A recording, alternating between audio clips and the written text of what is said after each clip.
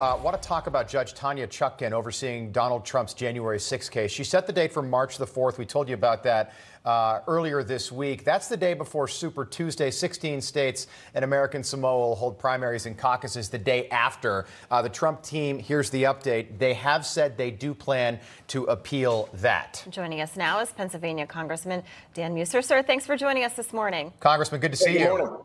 I want to talk about Great Donald Trump in a moment, but I want to talk about something that happened yesterday that was fascinating. All of a sudden, MSNBC and CNN are starting to talk not only about Joe Biden's age, 80 years old, and this is not an ageism thing. It's not about chronological age. It's about the fact that maybe his cognitive ability is not where it was even when he got elected in 2020, and people were questioning it then. Listen to Jake Tapper with Karine Jean-Pierre yesterday. But I'm talking about his age and his stamina and his ability to do the job, and you're talking about the record. And I understand why you'd rather talk about the record, but I'm talking about what Americans see when they turn on the TV and they see, you know, Joe Biden's been in politics since before, literally since before you were born, and like that he's let's talk, aged. Well, let's talk about this. As we all do. Let's talk about this. All right, so that was uncomfortable there. That came on the heels of that AP poll yesterday where 69% of Democrats found that basically Joe Biden is too old to serve a second term in the White House. What do you make of that and the fact that that is now being talked about on CNN? Yeah.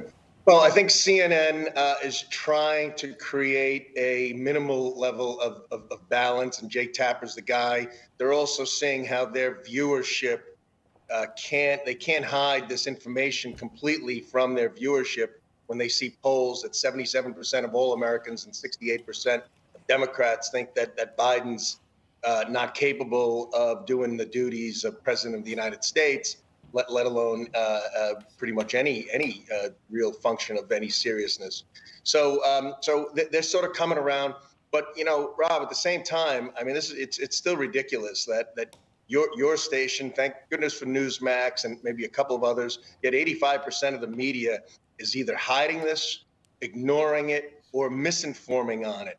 And it's absolutely shameless. I think they're deteriorating themselves to no end. But the thing is this, though. The media doesn't take an oath of office. The members of Congress, the administration, Joe Biden, they take an oath of office. And we know that they are lying quite deliberately to sustain and keep Biden head above water.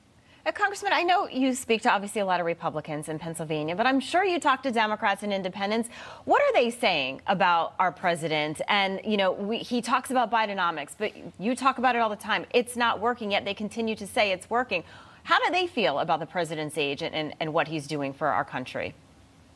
Well, they're in many cases, honestly, they're living in fantasy land. There are even some business people, members that are Democrats that feel, oh, well, you know, there are other reasons that this is occurring, and, you know, it's going to work out in the end, and look at the unemployment.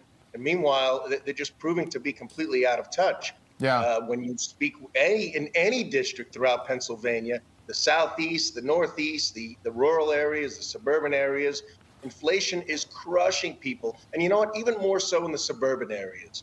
People are losing $800 a month, whatever it is, gasoline prices. It's completely, it's reverse economics. It's the opposite of Trumponomics. Trumponomics was about growth of the private sector.